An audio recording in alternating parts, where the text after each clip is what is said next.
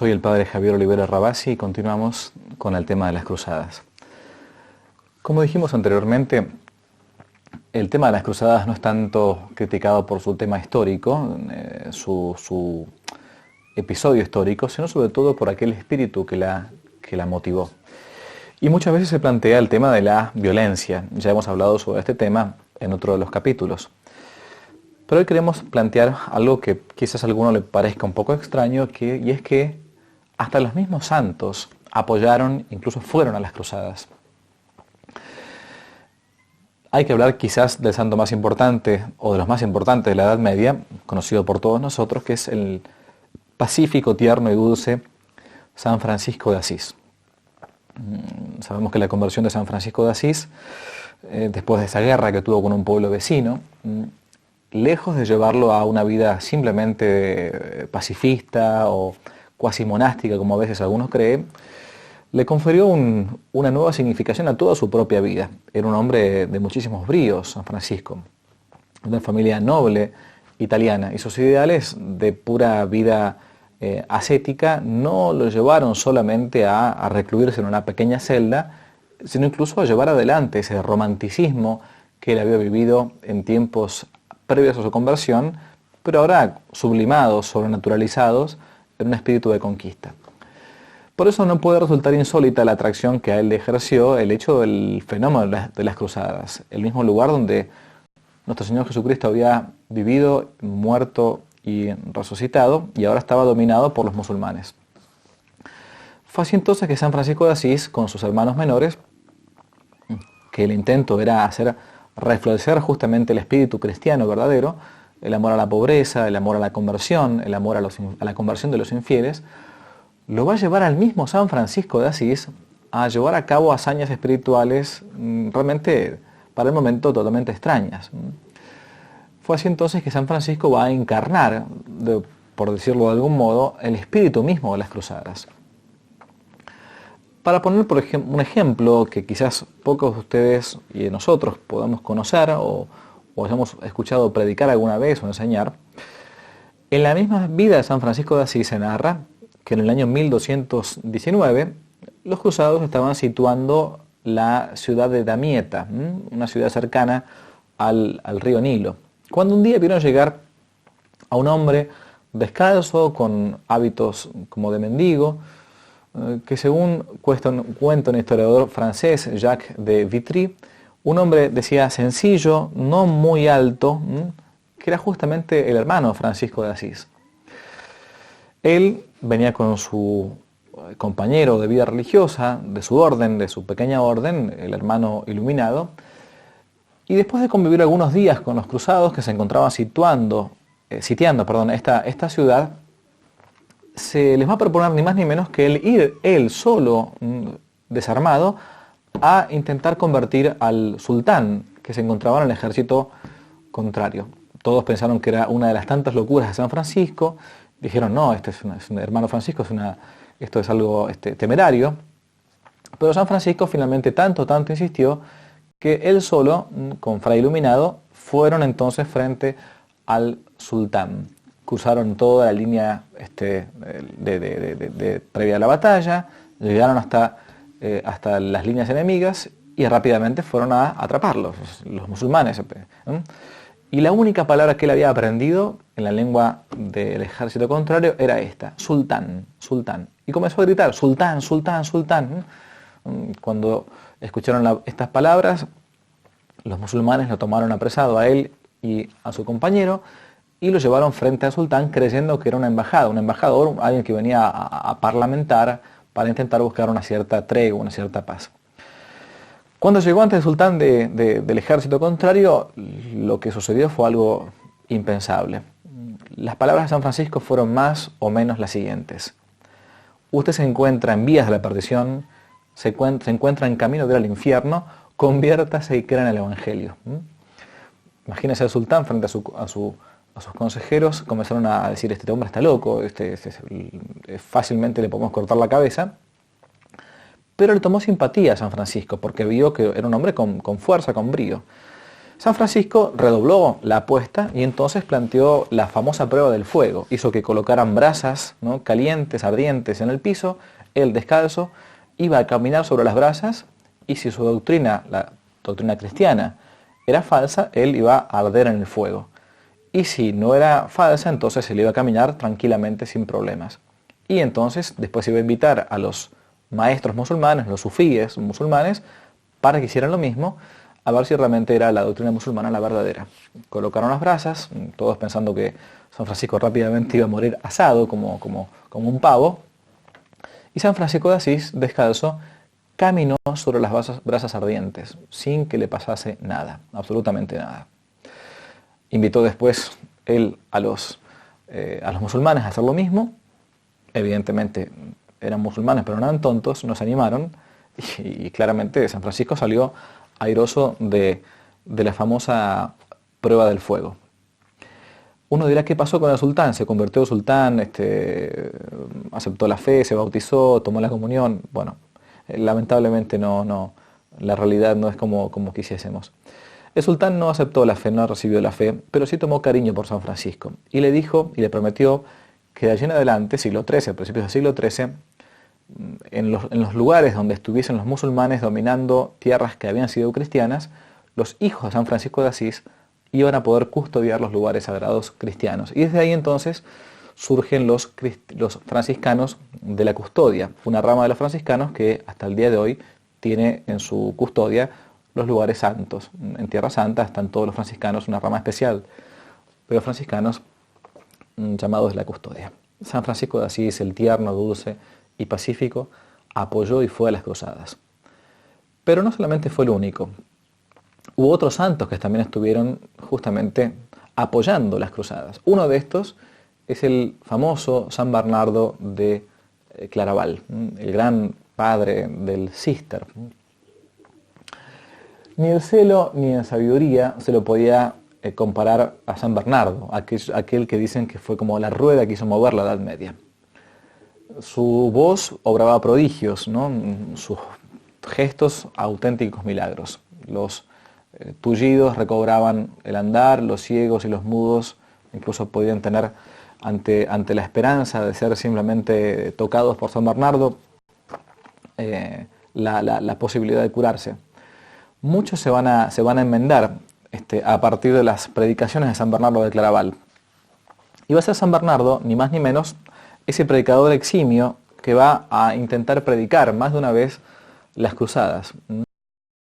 Cuentan que al paso de San Bernardo de Claraval en las ciudades donde él predicaba el levantamiento hacia las cruzadas, ¿no?, donde él predicaba justamente en las plazas públicas, uno se lo puede imaginar, la gran voz de San Bernardo de Claraval predicando las cruzadas. Cuentan que por las ciudades y pueblos que él pasaba, las madres escondían a sus hijos, ¿no?, y a sus esposos para que estos no dejasen todo y se embarcasen en la defensa de la lucha por Cristo, de la defensa, de la legítima defensa de los cristianos perseguidos en el Oriente, el lejano Oriente. Es que esta lucha era para el santo reformador de la vida benedictina realmente un ensanchamiento del reino de Cristo, la realización de la unidad de las naciones bajo un mismo signo, ¿no?, el signo de la cruz, el signo de la verdad, ¿no?, por así decirlo, la espiritualización del poder político y la única guerra justa que daba realmente razón de ser a las corporaciones militares de por entonces. Cuanto más inferiores en la pelea, escribía San Bernardo, tanto más superiores se hicieron en la fe. San Bernardo amaba la soledad, como todo monje, el silencio, la vida contemplativa, pero Dios le pedía algo más, le pedía la acción. Y gracias a la disciplina monástica, a la mortificación de la carne, ¿no?, se encendía en él justamente el celo de la predicación, el celo de la palabra, que en su boca era como fuego, ¿no?, para los oídos de los hombres del medioevo. Por algo se lo llamaba entonces el doctor melífluo. Hablaba de las cosas fuertes de un modo dulce cuando debía ser dulce, pero también de un modo agresivo cuando debía serlo. Cuentan en las crónicas que se arremolinaban alrededor de él para oírlo, que convencía al gentío de tanto de las clases bajas como de las clases más altas. San Bernardo de Claraval era monje, guerrero, era poeta, era profeta, taumaturgo, moralista. Casi que no dejó ámbito por incursionar, ni siquiera sitio por visitar. Colonia, Aquisgrán, Agen hoy, Maestricht, Lieja, bien, varios lugares donde predicaba justamente de los púlpitos, no solamente las cruzadas, sino la conversión. Multitudes iban en procesión a su encuentro. Decía entonces San Bernardo: los enemigos de la cruz han levantado su blasfemo estandarte y devastado con el fuego la tierra santa, la tierra prometida. Ceñíos virilmente la armadura y empuñad la espada triunfadora. Conocía él el valor superador de la fe, de la esperanza, el valor inmenso de la plegaria, y por esto tanto al Santo Padre como los creyentes comunes no dejaba de instarlos a la vida de oración como un prólogo para la vida de acción. Sabemos que la vida de oración es lo que mantiene realmente la vida de acción. No hay vida verdadera de acción cristiana si no hay antes una vida contemplativa que la sustente, que la base. Así le decía al Papa de por entonces: urge ya el tiempo de obrar. Obra, pues, ha llegado el tiempo de la poda. Si antes meditaste, si has movido el corazón, sea también de mover la mano. Domarás los lobos, pero no dominarás las ovejas, fuertes en las luchas, no apoltronados entre sedas. Es decir, que no era un enemigo de la acción, al contrario. Era un hombre contemplativo que llevaba adelante la acción. Contemplación y acción. Adoración al Señor, pero también pelea por el Señor. Todo ha de saber hacer el buen cruzado. Llevar el manto, o la cogulla monacal, cargar el crucifijo, el hierro macizo, montar a caballo e hincarse de rodillas, batirse en las moradas interiores y asaltar murallas de los musulmanes, de los sarracenos. Y tener por suprema norma y por suprema dama, por un lado, las leyes de la Iglesia y por otro lado la Virgen Santísima, en esa vida caballeresca. San Bernardo de Claraval, entonces, gran predicador de las cruzadas, al punto tal que va él mismo a llevar adelante la fundación espiritual de esa caballería, o esa orden caballeresca, mejor dicho, que fue la milicia templaria, los templarios. Tiene un hermoso texto, San Bernardo de Claraval, sobre los templarios, esos monjes guerreros, cuya finalidad era en principio custodiar a aquellas personas que iban hacia las cruzadas, ¿no? Bien. Pero también hubo gobernantes santos que estuvieron en las cruzadas, modelos de hombres admirables, y entre ellos ni más ni menos que San Luis Rey de Francia. San Luis Rey, que ejerció el gobierno de un modo completo, personal y hasta absoluto, con un fin claramente lícito y siempre lícito, buscando el bien común. Esa es la finalidad de la política, esa es la finalidad de la vida política. El bien común espiritual en primer lugar y material en segundo lugar, o material en orden al espiritual. San Luis gobernó sin favoritismos, incluso en contra de todo tipo de favoritismo, pero a favor siempre de los más necesitados, a quienes socorrió siempre como un padre con sencillez. Se conoce mucho en la vida de San Luis Rey de Francia este amor por los más desposeídos. San Luis fue un ejemplo de gobernante santo, tanto haciéndolo con los más necesitados, o sea, el favor hacia ellos, como incluso luchando por la verdadera fe. Impartía justicia a él públicamente, escuchaba personalmente las quejas de su pueblo y hasta reparaba siempre con equidad la situación del más débil, acabando con los abusos de los arrendadores, de los señores feudales y con los maltratos de los recaudadores o de los usureros. Es conocida la historia de San Luis Rey de Francia y tanta devoción se le ha tenido que en muchas provincias, a menos aquí en Argentina tenemos una, San Luis, una provincia argentina que lleva ese nombre, pero en muchísimos lugares de la cristiandad llevan el nombre hoy por hoy de San Luis. Este gran rey francés era para sus súbditos un consuelo, un jefe misericordioso, un bien para el alma y para los cuerpos. Nadie parece haberlo aventajado en el cuidado ni de las finanzas, ni de la administración de justicia, al punto que, pasados ya algunos años de su muerte, la población humilde seguía reclamando las monedas de San Luis, ¿no? Maestro de la caridad como era, y de la piedad tan pronto repartía dinero como impartía justicia, entregaba limosnas y víveres a aquellos que realmente lo necesitaban.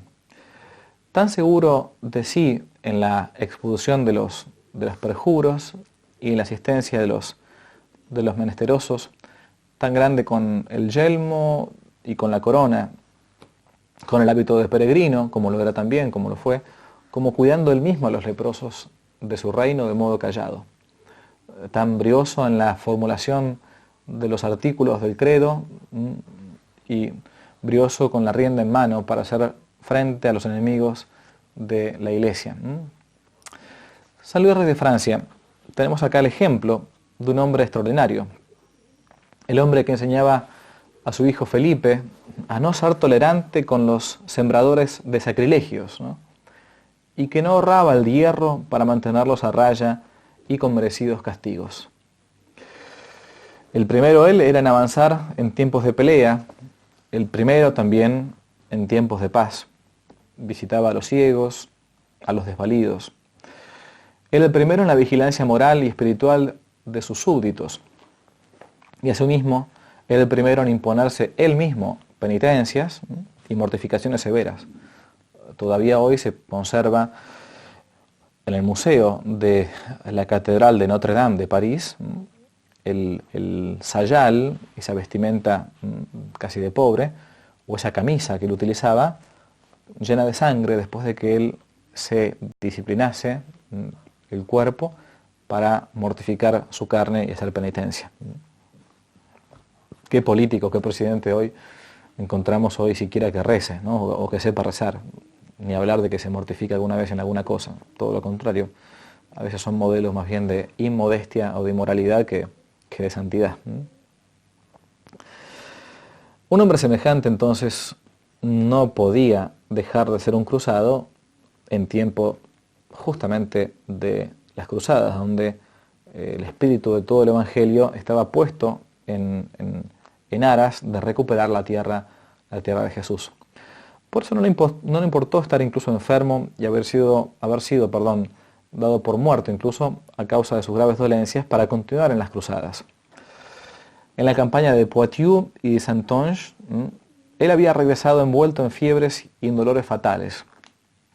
Fueron días largos y tensos en los que se lloró la partida del rey y en los que se creyó incluso su definitivo final. Pensaban que San Luis Rey de Francia había muerto. Quedó quieto y mudo sobre su lecho, envuelto en oraciones y en amargas expectativas. Bastó que recuperara un poco el aliento y la palabra para que ordenara al obispo de París que lo invistiese cruzado, ni más ni menos que cruzado.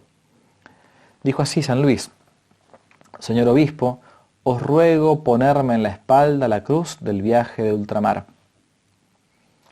No hubo ruego ni prevención humana que le hiciera desistir de su propósito. Su vida era lo que menos a él le importaba. Tomó la cruz, agradeció profundamente al Creador y besándola dijo simplemente: «Ahora sí estoy curado». Ordenó entonces que, enfermo y todo como estaba, las cuestiones internas de su reino, tomó las precauciones prácticas y se puso en camino. Ningún detalle quedó fuera de su atención. Había que fundar un puerto de embarque o almacenar forrajes y él ahí estaba. Jinete diestro, llegó a las cruzadas y tumbó enemigos a su paso. Ballesta y lanza en mano en medio del agua. El discurso a los combatientes, a la vista de las riberas de la ciudad de Damieta, de vuelta, es un retrato acabado de una estatura religiosa y guerrera.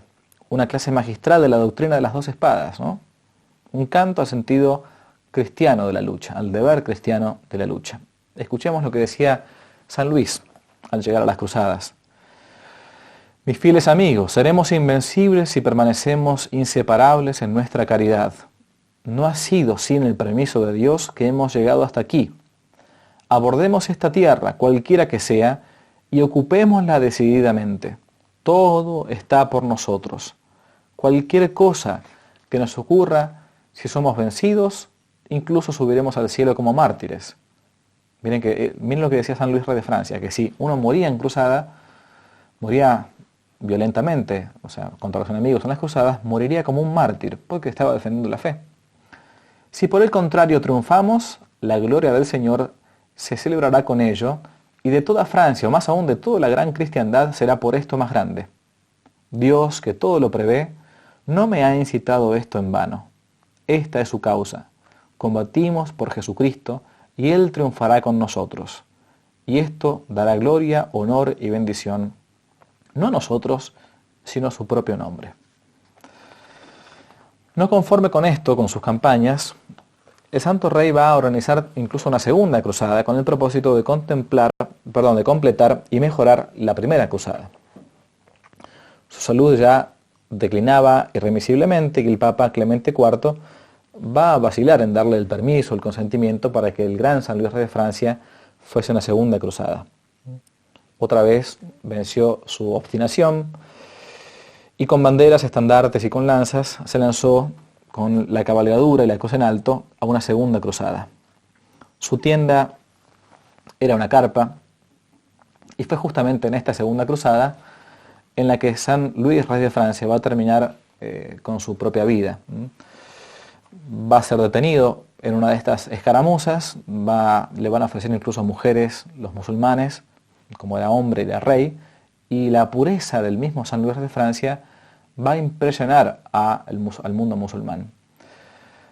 Va a volver ya enfermo, y ya enfermo a la vuelta de esa cruzada, de esa segunda cruzada, San Luis de Francia va a morir.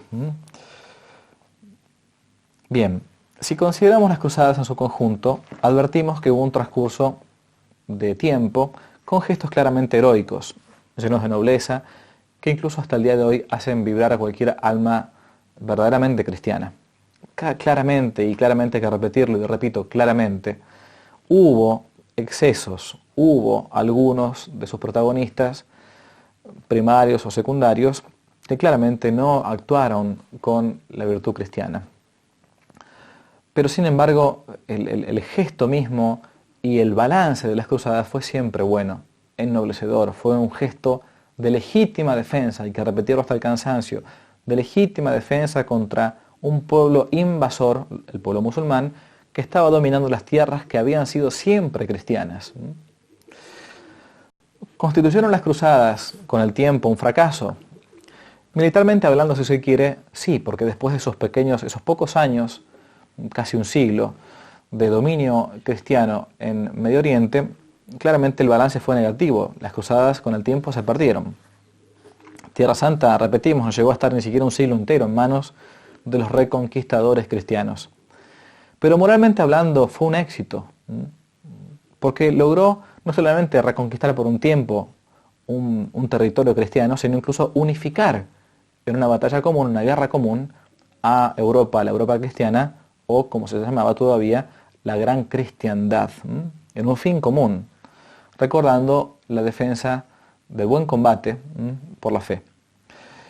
Por encima de las diferencias reales que distanciaban a los diversos pueblos, aquellos hombres comprendieron que existía una realidad superior por la cual luchar y que realmente los unía, a todos bajo la conducción de nuestro Señor Jesucristo o de su vicario, el Papa. A pesar, digo, de las miserias y ruindades que pudieron haber existido, lo principal fue el testimonio positivo y hasta heroico que dieron los mejores hombres de la cristiandad, ofreciendo a la sociedad verdaderos modelos, arquetipos, paradigmas de coherencia y de intrepidez cristiana. Las cruzadas en su balance no fue algo malo para la Iglesia, hubo santos incluso en ella, y fue algo que uno tiene que memorar como realmente algo heroico que sucedió en el pasado. No los excesos que los han habido siempre y los va a haber siempre en toda empresa cristiana, incluso humana, desde que el hombre es hombre, pero sí el espíritu de la lucha por algo justo, que se nos ha perdido incluso como católicos, es algo que uno debe recordar con el catecismo. La guerra justa, la guerra legítima, no ha sido derogada, no ha sido abolida, y el pacifismo siempre ha sido no solamente un error en la fe, sino incluso puede ser un pecado. Hay un tiempo para todo. La cristiandad ha sido un ejemplo y las cruzadas también. Intentemos revalorar y tener en alto estos paradigmas, estos arquetipos de aquellos tiempos cristianos. Que no te la cuenten.